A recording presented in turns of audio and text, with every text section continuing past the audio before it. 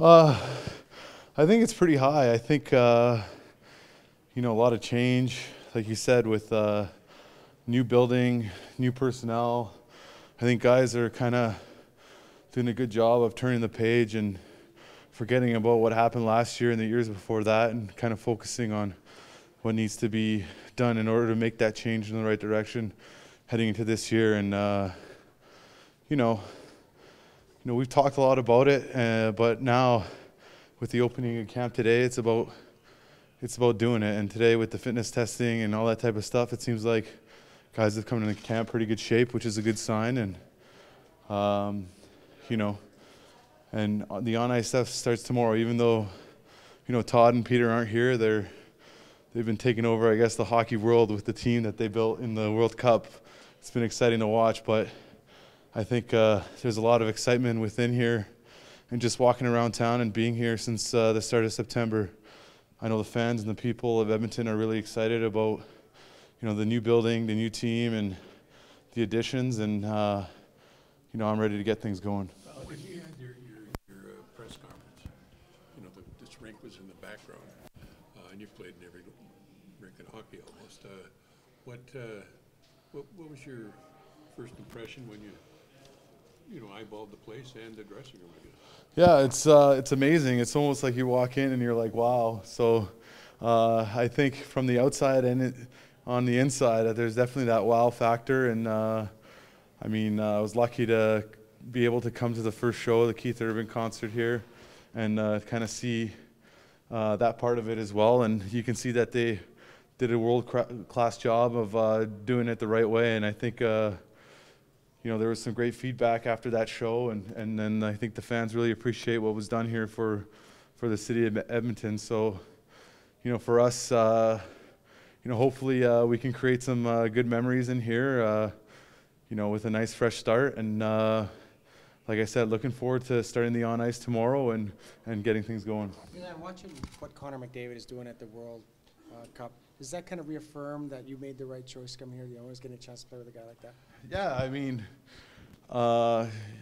I knew he was a great player, and seeing what he's been doing in the World Cup has been a lot of fun to watch. And you see his speed and how he's able to, burn guys and set guys up. That's obviously, a guy that, you're looking forward to play with is something that's great to see. And he's obviously a world-class player, and he's showing it in a best-on-best tournament. And the good thing is he's going to be in game shape when he comes back here for camp, and I think that's going to make it hard for guys like me to keep up with him right off the start. But I think it's going to be great for all of us because him, Nuge, and Draisaitl and Sekera, they're going to be setting the pace because they're in game mode already, and I think that's a good thing to have four guys like that set that pace, and everyone here has got to make sure that we're ready to be there and play to the standard that we want to play at.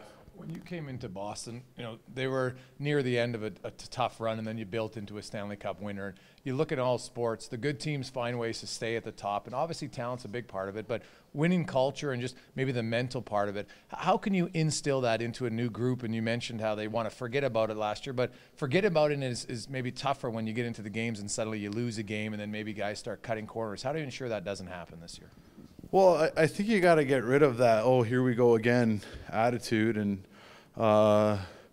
you talk about the good teams, and I've been fortunate enough to be a part of some good teams, some good season teams as well. And when you get into a 2-game losing streak or a 3-game losing streak, you cut it off there, and you make sure, okay, we're not going to lose this third one, or we're not going to lose this fourth one. So you got to build some consistency within the season, and I think it starts with building an identity. And this is a team that hasn't really had an identity over the last couple of years, and I think that's the first thing that we need to establish. And I think you got the right coach, and you got the right GM, and you got the right superstar to lead the way. So it's just about everyone having the right attitude and the right mindset in order for that all to come together. And like I said,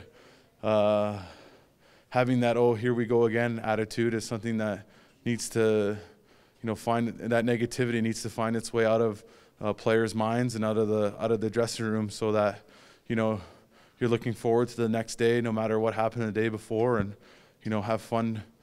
Working hard and playing hard, with each other and practicing hard, and that's where it starts. It's something that doesn't happen overnight, but you try to do it with the right type of attitude and right type of mindset, and it all starts here today.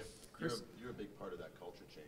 How do you take on that challenge, and how big a challenge is it for you? Personally, I've thought about it a lot this summer, and I've kind of talked to people about it, and just be the person you've been, over the last 9-10 years of your life and your career. And like I said, having a positive attitude and having the right mindset, and playing hard, practicing hard,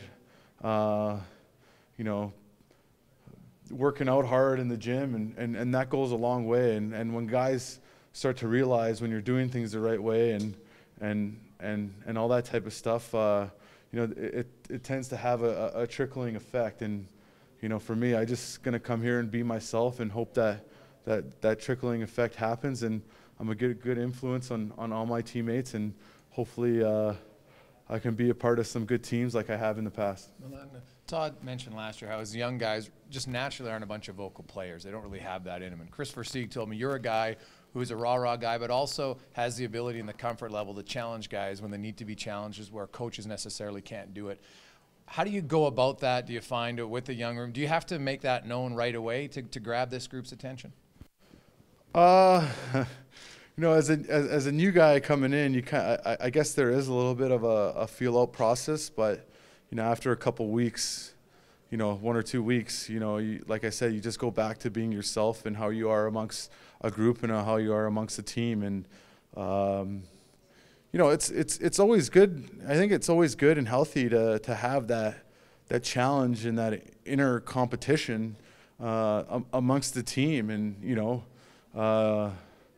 trying to outplay guys in practice, and battling hard in practice, and those type of habits, when you create them there, they just come second nature when it comes in the game. And when you practice hard with guys and you go through the trenches with them, that you start building that trust where they start having your back, and that's when things start to flow in the right direction. So like I said, it's always nice to have those challenges, and to be able to challenge yourself and challenge each other as far as the team goes. And obviously everyone wants to do their best, stat wise and stuff like that. I'm not going to lie too. I like to do well and contribute as much as I can stat wise, but at the end of the day, challenging each other to do what's best for the team, and do the little things that'll get you the wins. I think once you instill that, then things start moving in the right direction. You worked with Brendan Gallagher's dad this summer. Did you work on anything different, or? You must have worked with him before when you went to Giant. Yeah, I've worked with him every summer since '05. The summer I didn't work with him was the summer of '15, but it was actually kind of nice getting back with him and kind of getting back into the old ways. And training is evolving every single day, and and he's evolving with it. But it was just nice to get into a good mindset as far as training and working out goes. And I worked as hard as I can to be ready for this season, and I'm positive that it'll play out the way that I want it to. You never had a problem with Brendan when you played against him? No, never had a problem. If you ask him, he'll tell you I've had a few licks on him. So friendship off the ice is one thing, and once you're out there battling, it's another thing. Are you cheering for Finland this afternoon? I would have to say yes.